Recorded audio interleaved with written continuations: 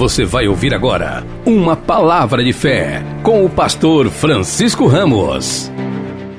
Mateus capítulo 20 e versículo 17. Está escrito assim: E subindo Jesus a Jerusalém, chamou à parte os seus 12 discípulos e no caminho disse-lhes: Eis que vamos para Jerusalém, e o Filho do Homem será entregue aos príncipes dos sacerdotes e aos escribas, e condená-lo-ão à morte. Versículo 19: E o entregarão aos gentios para que dele escarneçam, e o açoitem, e crucifiquem, e ao terceiro dia ressuscitará. Levanta assim a sua mão e peça em oração para o Senhor falar com a sua vida. Maravilhoso Deus e eterno Pai, Deus justo, fiel, santo, a tua palavra, Senhor, agora vai ser ministrada, e aqui está o teu povo que quer a tua palavra, que espera a tua palavra, que necessita da tua palavra. Fale, Senhor, nesta noite a cada vida, Senhor, e a cada coração, que não seja simplesmente o homem em sua própria sabedoria, mas que seja o Senhor a trazer do alto a revelação, e que a igreja, por meio da tua palavra, seja edificada, seja fortalecida e santificada, em nome de Jesus, amém e amém. Vamos aplaudir bem forte ao Senhor. Isso, diga glória a Deus. Tome o teu assento. Como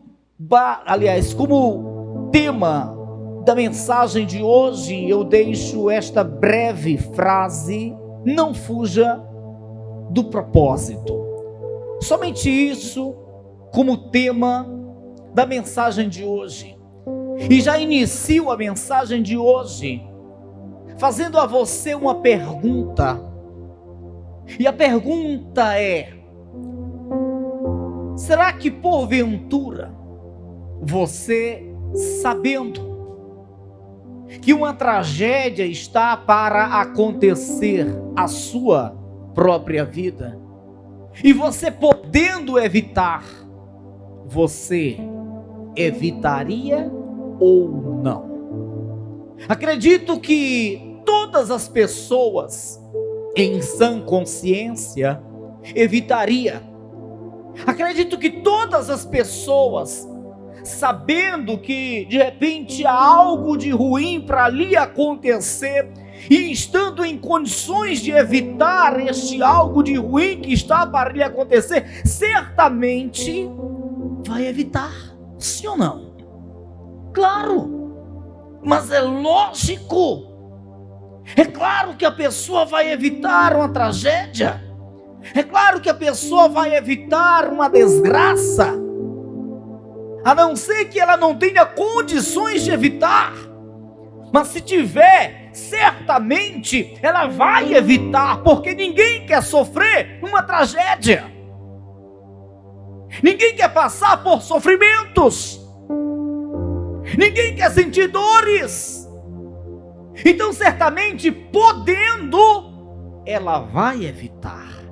Mas por que eu estou falando isso?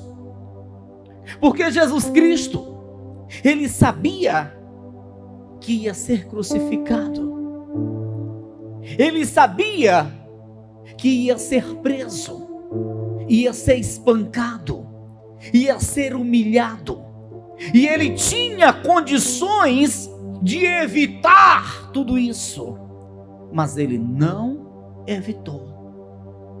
Nós vemos que o próprio Senhor Jesus fala aos seus discípulos: eu subo a Jerusalém, mas lá vão me entregar aos príncipes dos sacerdotes, e esses príncipes vão me condenar. Eles vão me condenar à morte. Eles vão me prender, eles vão me humilhar, eles vão me açoitar, por fim vão me crucificar. Jesus Cristo sabia do mal que estava para lhe acontecer.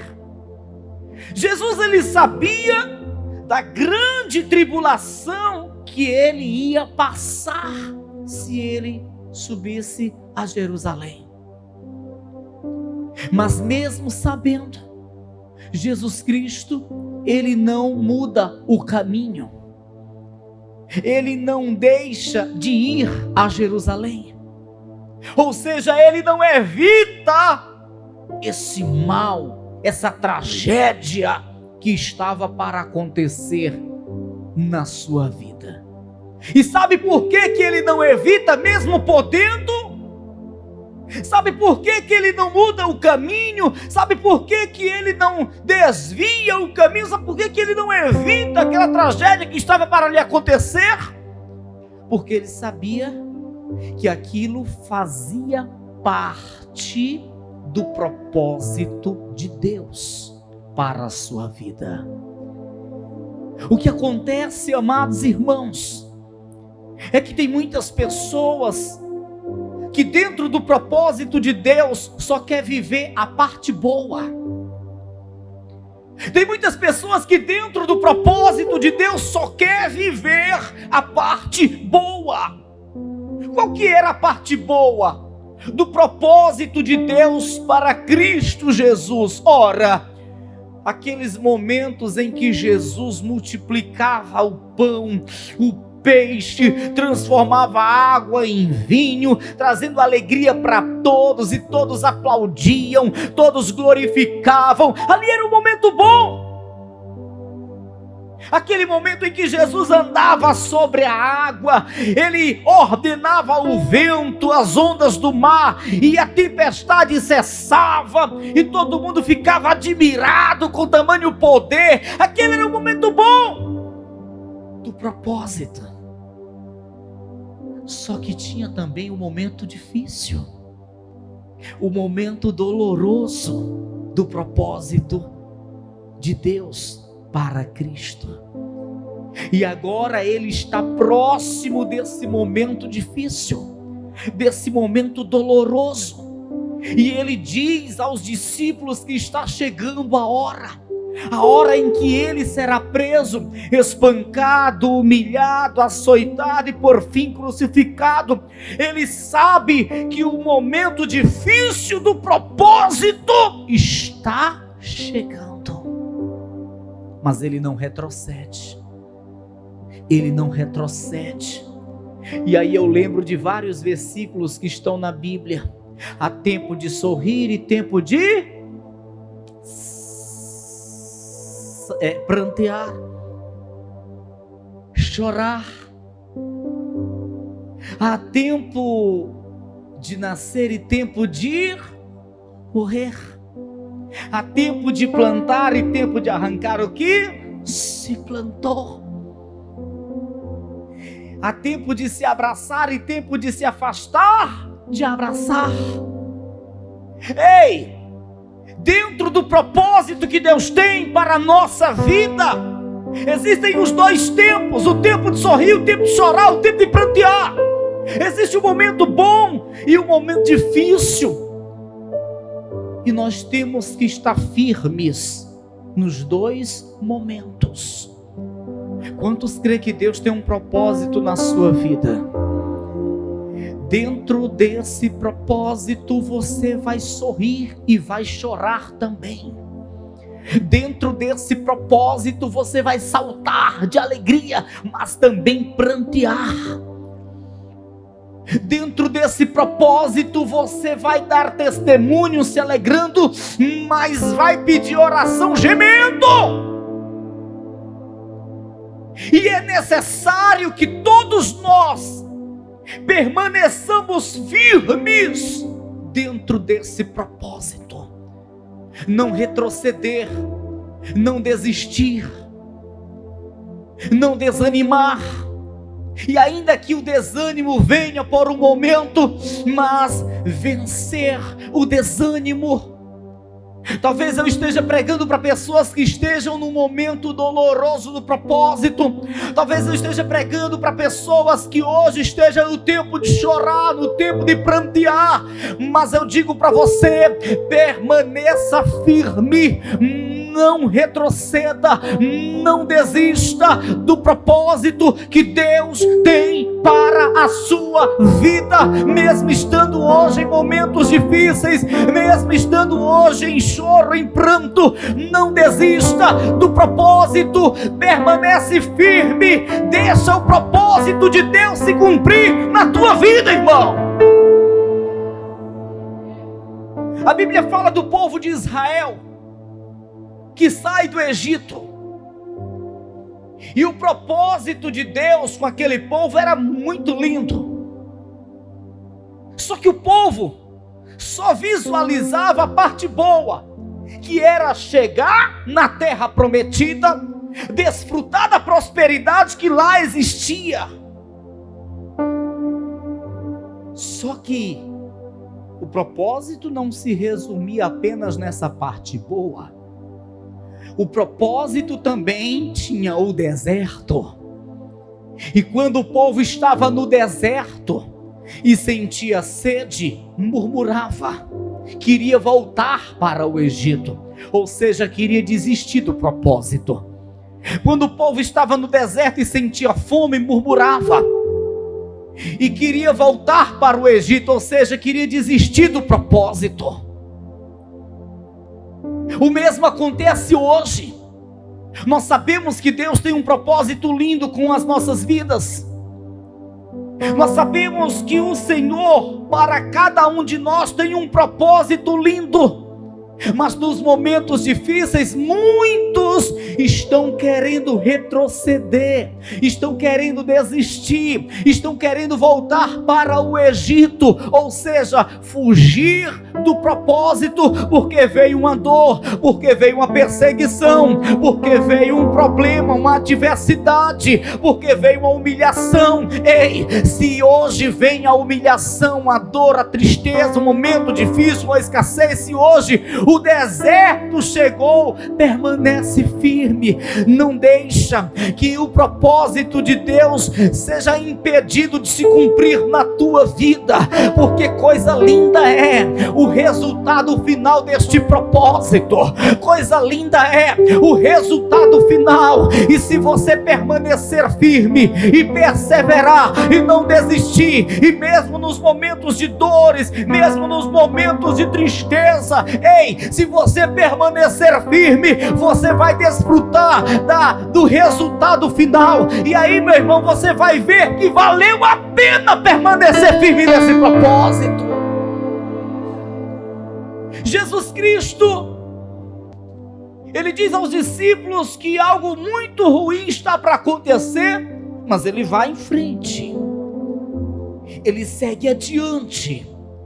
E lá na frente, quando ele desce do monte chamado Getsemane, onde ele orava e suava gotas de sangue, porque tamanho era a sua angústia, ele é aprisionado, ele é preso quando desce daquele monte. E quando os soldados vêm para lhe prender Pedro, escuta, Pedro pega da sua espada e ele vai para cima dos soldados, querendo impedir que Jesus passe por aquele sofrimento, querendo impedir que Jesus fosse preso.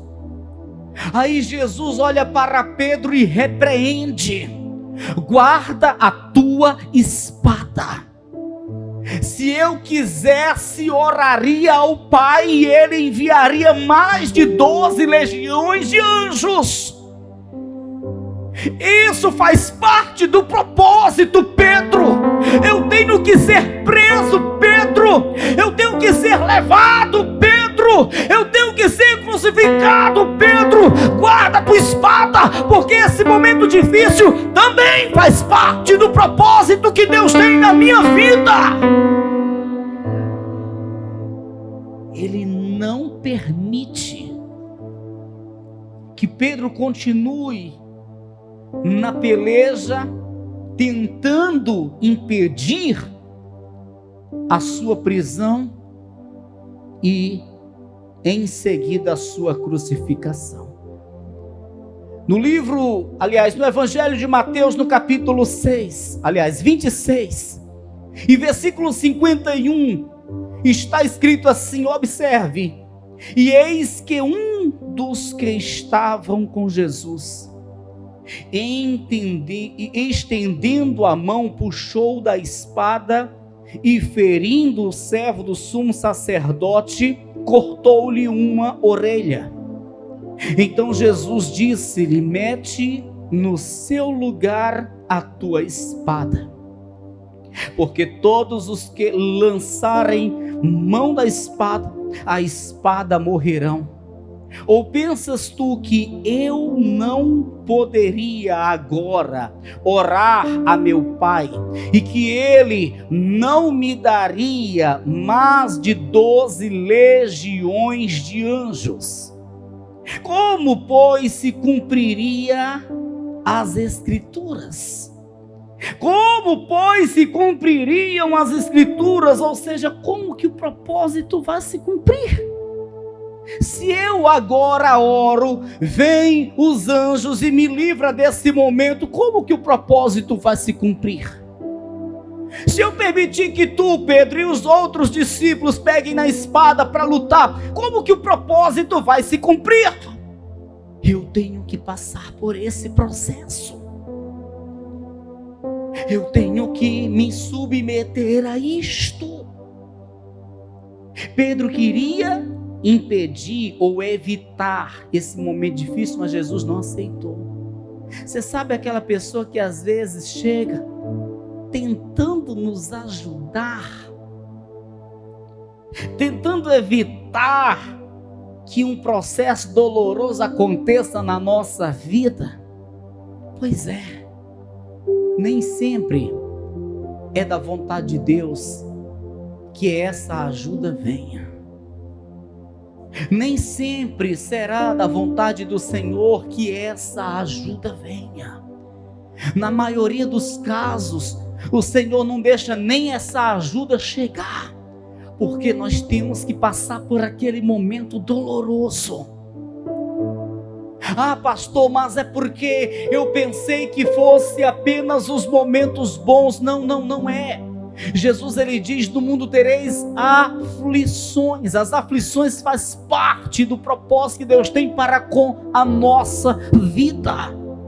Jesus aqui não aceita a ajuda de Pedro. Jesus aqui diz para Pedro: se eu quisesse, eu daria um jeito em tudo isso e não sofreria o que agora vou começar a sofrer, mas eu não quero. Eu prefiro que o propósito de meu Pai se cumpra na minha vida. Se tiver que ser preso, serei. Se tiver que ser espancado, serei. Se tiver que ser crucificado, serei. Mas o propósito de meu Pai tem que se cumprir na minha vida. Que bom seria se todos nós tivéssemos essa coragem de orar assim. Que bom seria que todos nós tivéssemos um entendimento aberto assim, para dizer: Senhor, independente do que vem pela frente, independente se vou sorrir ou chorar, independente se vou sentir dor ou alegria, eu quero que o teu propósito se cumpra na minha vida. É o que Deus espera que nós entendamos, irmãos. É o que Deus quer, que a igreja tenha essa visão e compreenda que o importante é que o propósito dele seja cumprido. Você lembra do que aconteceu a Maria? Ela não tinha ainda se deitado com José. Mas ela recebe o anúncio de um anjo dizendo que agora ela está grávida. A sombra do Altíssimo lhe cobrirá. Ela vai ficar grávida sem conhecer nenhum homem. E ela iria gerar no seu ventre Jesus Cristo. Imagina o que passou pela cabeça dela. O que José ia pensar? Eu ia aparecer do nada grávida, sem ter me deitado com José. O que José ia pensar? Quem é que ia convencer José dessa história que eu ia conceber do Espírito Santo? E o que os meus familiares iam pensar? E onde que ia ficar a reputação da minha família, o nome da minha família? Eu aparecendo grávida antes de me deitar com o meu futuro esposo. O que iam pensar de mim? Era perigoso ela ser apedrejada, porque era isto a punição para quem adulterasse ou se prostituísse, porque era o que as pessoas iam pensar a seu respeito. Mas ela não ficou preocupada com isso. Ela simplesmente disse para o anjo: que se cumpra em mim o propósito do Altíssimo. Eu não me importo que as pessoas vão pensar, vão falar. O importante é que se cumpra em mim o propósito do Altíssimo. É isto que Deus requer. É isso que Deus espera. Que falemos assim. Não importa se a porta de emprego vai se fechar. Não importa se a negociação vai dar errado. Não importa se vão me perseguir. O importante é que se cumpra na minha vida o propósito do Altíssimo. É isto que Deus espera ver em todos nós. Diga para quem está ao teu lado: você está disposta a viver o propósito que Deus tem? Oh glória, oh aleluia. Pastor, eu quero. Pastor, olha, eu acho lindo quando as pessoas levantam a mão, os demônios caem. Pastor, eu quero ser assim como Elias, que orava e o fogo descia. Olha, pastor, eu quero ser cheio de poder. Eu quero que Deus cumpra o propósito dele na minha vida, me use. Espera aí, tem o outro lado. Se você olhar a história de Elias, por exemplo, teve momentos que Elias orava e o fogo descia, mas teve momentos que Elias fugia e se escondia em cavernas. Para começar, ele vence a morte. A morte nunca tinha encontrado alguém para lhe vencer, encontrou Jesus. Ele vence o inferno. Realmente ele pisa na cabeça do diabo. E ele ressuscita no terceiro dia. E é elevado aos céus. E está à direita do Deus Pai.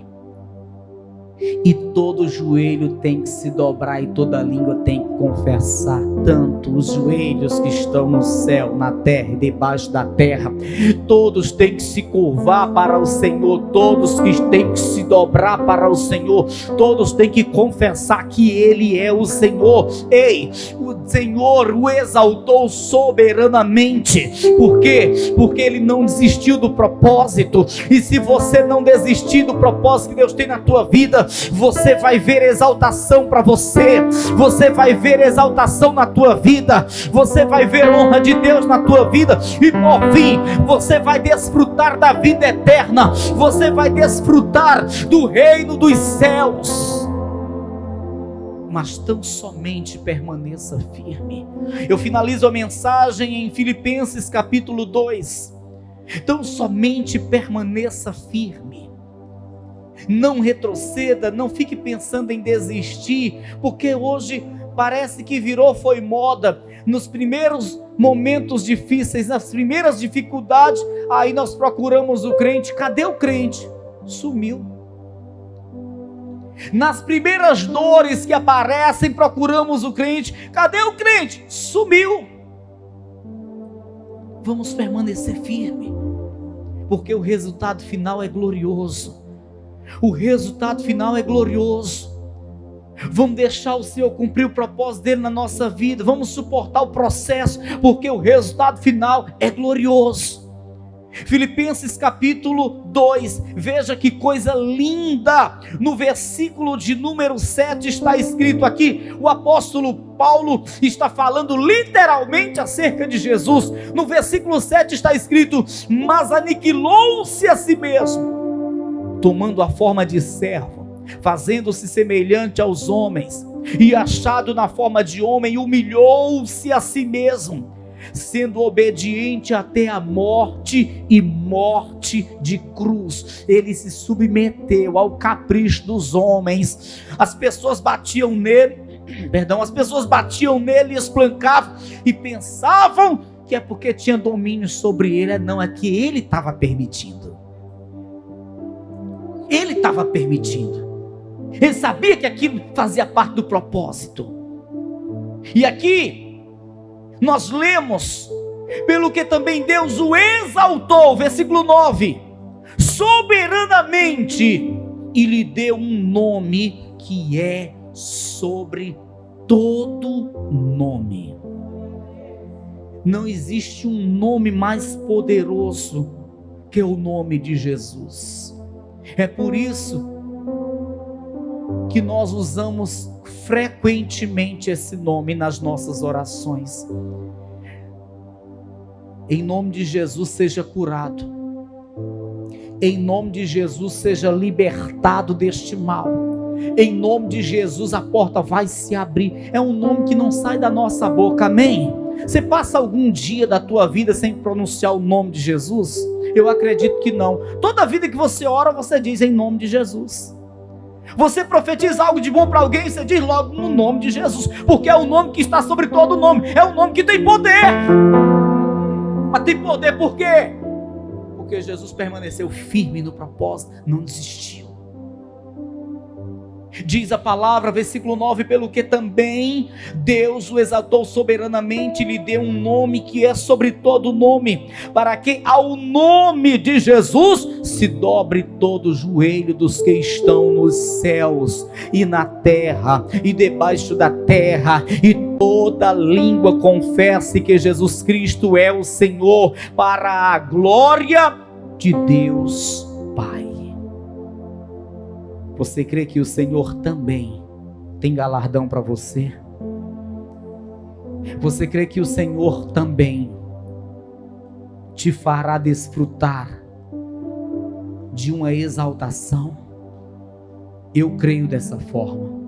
Mas se nós não desistirmos, se nós não retrocedermos, se nós permanecermos firmes, deixando que o propósito dele se cumpra na nossa vida, ele também nos exaltará, por fim, nos dará a vida eterna, a salvação para nossa alma. Amém? Quem está disposto a permanecer firme, não vai desistir, mesmo se vier o momento de dor, vai permanecer firme. Oh glória! Se coloca de pé em nome de Jesus.